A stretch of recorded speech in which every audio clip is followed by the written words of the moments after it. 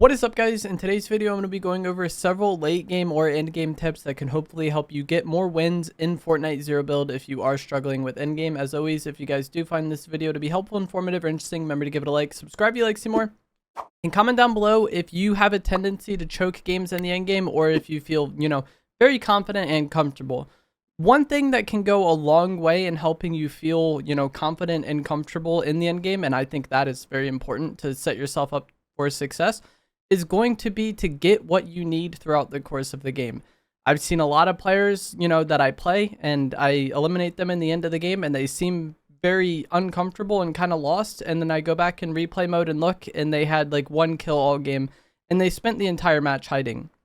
And not only if you do this are you not getting in fights, which can be a problem we talk about later on, but also you probably don't have access to what you want if all you're doing is hiding and playing Fortnite as a survival game. If the moment you jump off the battle bus, if you're just trying to last a bit longer and hide for a bit longer and you never get, mobility items, you never get good heals, you never get high rarity weapons, which like high rarity weapons aren't the end all be all, but it can definitely help. And that would be my first piece of advice, is just play the match out to get what you need to do well in the end game. Like me personally, I like really having shockwaves.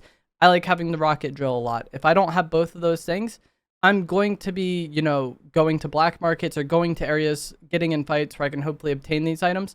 And then the same goes with weapons. Like weapon rarity isn't the end all be all, but if I don't have access to the shotgun or AR that I like having, I'm going to go out of my way to try to find those items instead of just hiding all game, hoping that I make it to the end game and, luck out a win somehow.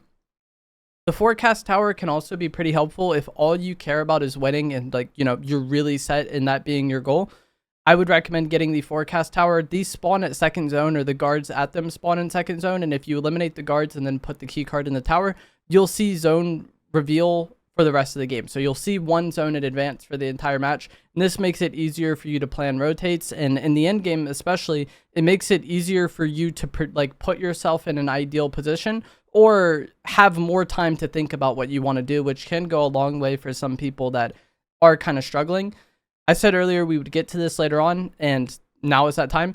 I think getting in fights over the course of the game is really helpful. Not only do I recommend getting in a lot of fights so you get comfortable and you get confident fighting, but also if you play the match out and you eliminate enemy players throughout the course of the game, you're going to be more warmed up and ready to fight than someone who just spent 20 minutes hiding.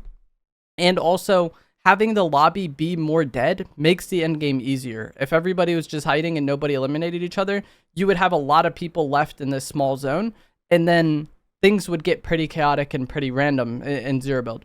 Having a lot of people left alive like that is not ideal. And I often get comments on my videos about like, wow, your end games are so dead. Mine is like 10 people up at this zone, which I think is hyperbole, but also is part of the reason why that is because I tend to play very aggressive. And I tend to just look for fights throughout the entire course of the match. And then by the time endgame comes, there really isn't that many people left alive. And it's not like you need to just play incredibly aggressive, throughout the entire match. But I do think getting in fights and getting eliminations over the course of the game helps you play better because you're used to fighting and you're warmed up fighting. But also the lobby is going to be more dead. That's going to make your endgame easier. On top of the fact that eliminating like high priority players can also really help you. Players that get like the medallions, not only do you get the medallion if you eliminate them, but you got somebody who's pretty active out of the game. And typically the better players are the more active players. And so eliminating them makes your game easier. The same goes with mythic weapons and exotic weapons. If you're able to eliminate those players, not only do you get access to that loot if you want to use it, but you don't have to play against it later on, and you took someone out who probably was potentially going to be more of a threat. So that is my, before we even get to end game advice, get in fights throughout the course of the game, try to thin the lobby out, get the forecast tower if you want it, and get access to whatever you like having in your inventory. Whatever your preferences are, are your preferences. But having that is going to make it easier for you to play the game. And I think it's going to make you more confident playing the game, which will, improve your performance. When you do actually get to the end game, though, the later circles where you're starting to get, a smaller zone, you're starting to get those partial zones and maybe even moving zones. Partial zones are going to be where when half of the circle is storm and half of it is safe area. And then when the storm moves, that area of the circle that was previous storm kind of opens up. Those are partial zones.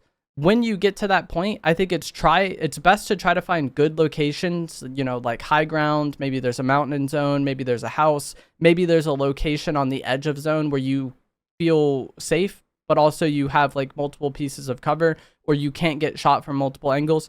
Every zone has, good places to be and bad places to be, and being able to identify that is huge.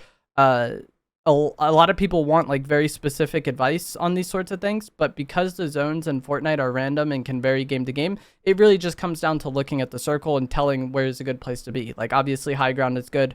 Locations where you can't be seen from multiple angles are good.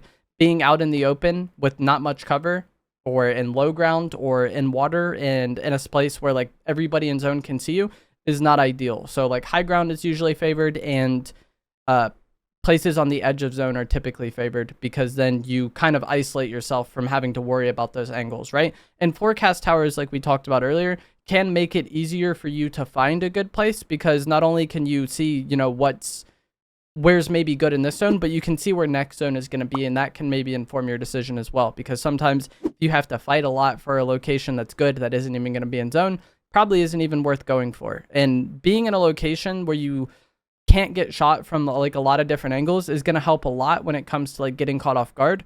That really matters all the time, but I think this season it's especially important because we have two incredible ARs, and the Hollow Twister AR and the Striker Burst. We have snipers in the game, and then we have the Mammoth pistol in the game, and all of these weapons can completely ruin your game if the enemy gets to drop on you. So being in a spot where you're not easily seen from a bunch of different angles, where you do have a lot of potential cover, I think is important.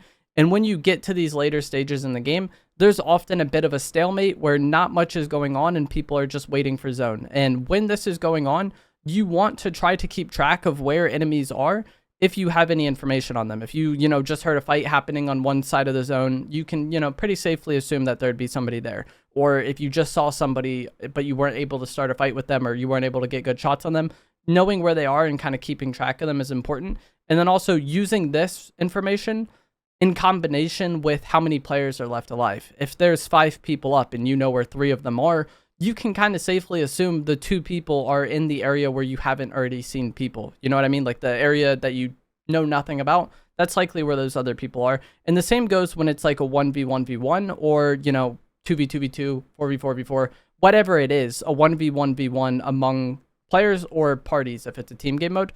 When it comes down to this, a lot of times if you know where one person is, it can be kind of easy to predict where the other one is, because you know where you are as well. You know where the enemy is. And then that questionable area that maybe you don't know as much about is likely where that other one is. And this kind of timing is very important in the game when it is a 1v1v1. And then also keeping track of areas that you've cleared and that you haven't cleared can also be really helpful. If you came into zone from a certain direction, you probably have a better idea if that side is safe or that area is safer than the locations that you haven't done anything with yet. And that can inform, how you want to rotate to zone or how you want to move your character. And that is also why it's important to keep track of the enemies, not only to know where they are and know where you could potentially get shot from, but when you do have to move to zone, if you know certain areas are more congested, you probably want to avoid them. And anytime you're fighting in endgame, you need to be very mindful of third parties, because with the smaller zone, it's easier for people to third party you. And with there being, kind of like a stalemate going on typically, it's also easier for people to, third party you. And that's why I was saying that time where it's a 1v1v1, whether it's solos 1v1v1 or team game modes 1v1v1 among parties, that time is very important because that's a guaranteed third party for whatever person or team isn't involved in that fight. If you're fighting somebody and then there's somebody else left alive, they know for certain, okay, that's 100% of the lobby fighting here. I can just go in all in on third partying that and win the game here. And so if you are going to fight in that situation, you need to be very mindful of the fact that you're going to get third partied, but also try to win the fight cleanly if possible. If you can't win the fight cleanly, might not be best to partake in it, but also knowing that third party is likely coming can help you escape if needed. If the third party comes into aggro, you can maybe slip out, heal a bit, and then come back and re-third party it. Anytime you're fighting in game, you're likely to get third partied, and playing around that is super important. Even if you get the elimination cleanly, immediately check for, what directions you're potentially getting third partied in. And that's why, getting that information earlier and keeping track of that information that I talked about earlier can be incredibly helpful. In endgame, it is also very important to know when you can end the game and when you're not going to be able to end the game. Like I talked about earlier, third parties are prevalent. If there's 5 people left alive in zone and 2 people are fighting, you third partying that isn't going to win you the game probably, unless the other people are AI or something. But like you third partying that fight and cleaning it up doesn't just mean you win the game automatically. Whereas if it was a 1v1v1 and you third partied it, it would mean winning the fight. And knowing if you can win the fight off that zone or that, engagement informs a lot of how you're going to play the game. If you can't win the game in the zone you're in, like let's say there's 5 people moving zone, you probably just want to play zone and get to a safe area and then look back to hold the enemy players, right? But if it's a 1v1 in moving zone and you get an opportunity to beam to the final player, then you can kind of go all in on that and maybe not worry as much about rotating because that kill is going to win you the game, right? How many people are left alive will really determine whether or not you can end the game in a certain zone, and that will kind of inform how you want to play. If I know I can't win the game in a zone, I'm more worried about rotation. If I can win the game off a zone or off a fight, I'm more worried about the fight. Trying to avoid contested areas or congested areas of the zone is also really important. When you get a far zone pool with moving zones or those partial zones, most people are going to rotate into the area that was already safe. So if you get there first and you're rotating into the area that was previously stormed, not only do you know that place is safe because it was previously stormed, so there's nobody there, but you get away from the side of zone that everybody else is going to be coming into. And this matters a lot in zones that are very scuffed. If like part of the zone is inaccessible because of like water or a mountain, then the zone is actually placed smaller than it is. So getting away from that congested side that everyone has to like rotate into will make your life a lot easier and set you up to third party the other players. Most of the time in endgame, I try my best to get to zone, but also to eliminate the better players if I can. And this can be hard for some people to tell, so this advice might not apply to you at all. And you might just want to worry about, your positioning in zone and getting to the new safe area. But a lot of times I'll be in situations like this game here where I was previously fighting a player and they were a good player and they did a lot of damage to me with the mammoth pistol.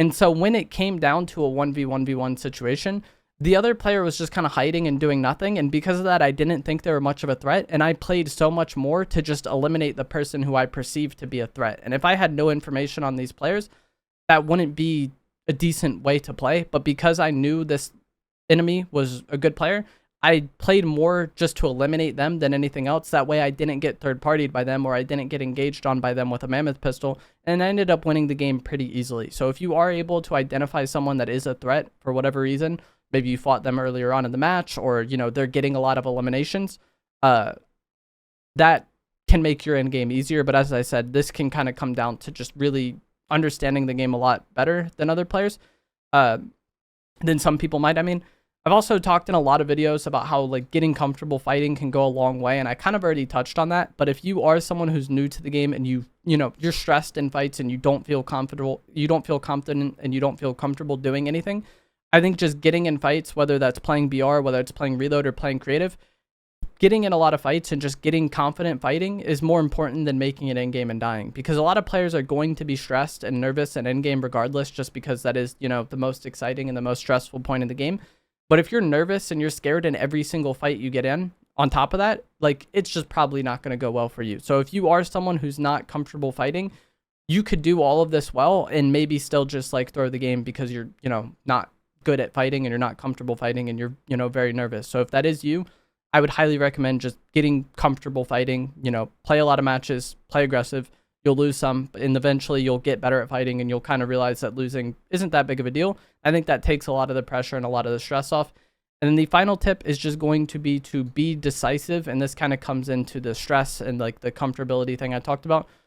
Even if what you're doing is a terrible play, it's probably just better to do that and commit to it than kind of go for it and then not do it. And then 30 seconds have kind of gone by and nothing has happened. And now you're in storm and like now you have to just shockwave straight at the person.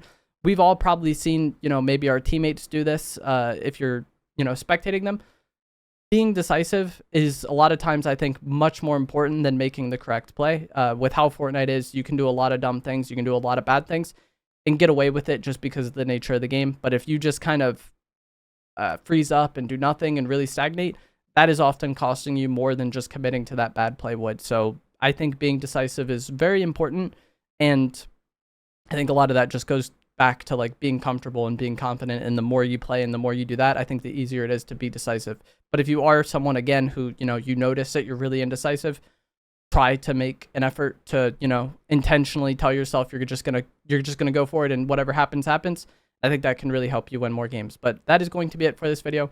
Hopefully this was helpful. If you want more advice on this sort of thing, I do live stream on Twitch every weekday and kind of talk about the game as it's happening. A lot of this stuff is situational, and so that explaining a situation and seeing how it plays out, I think is really helpful. Also, the Inside the Mind videos, I make about one a week, and I think those can also be really helpful in kind of the decision making end game and like over the course of the game. But that is going to be it for this. If you enjoyed it, remember to give it a like, subscribe if you'd like to see more, and I will see you guys in the next one. Thanks for watching.